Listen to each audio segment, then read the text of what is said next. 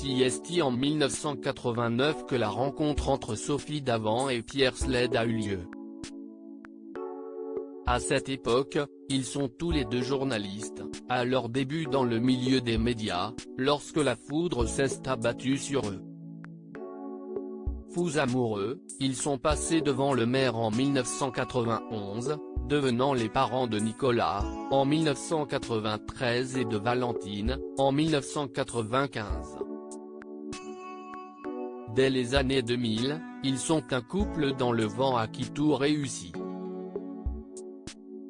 Dans le privé, la famille est soudée et côté pro, tout va pour le mieux puisque leurs émissions cartonnent à la télévision. Un bonheur sans fausse note pendant près de 23 ans, jusqu'à la rupture, en 2012.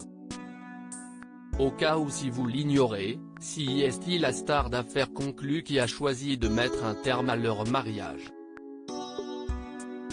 Une décision qu'elle a vécue comme un véritable déchirement, dévastée à l'idée de briser leur famille, comme elle l'a confié en interview pour Nous Deux, « J'ai hésité, culpabilisé, nos enfants étaient encore jeunes. J'ai grandi avec un schéma familial où les couples restent ensemble. » Dans son ouvrage, Il est temps de choisir, paru en 2017, elle a justifié ce choix en racontant être tombée amoureuse d'un autre homme, car sa vie amoureuse avec le journaliste était à bout de souffle. Sophie Davant est-elle en couple? De mars 2012 à septembre 2013, Sophie Davant a vécu une idylle avec Éric Orsena, le romancier. Hélas, impossible pour elle de vivre pleinement cette nouvelle histoire d'amour, bien que je fusse passionnément amoureuse, la culpabilité et la tristesse de remettre en cause les équilibres que Pierre et moi avions construits depuis plus de 20 ans pesaient sur moi. Dès le début de cette nouvelle histoire, je cherchais à ce que mon compagnon m'apaise, à ce qu'il me comble, sans réussir à comprendre ce manque que je cherchais à combler.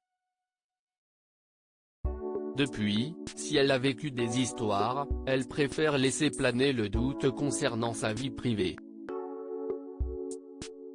Sans manquer de dresser le portrait de son homme idéal dans les colonnes de gala, brillant et intelligent, humble, drôle avec de l'humour, généreux matériellement, dans le partage et la curiosité de l'autre.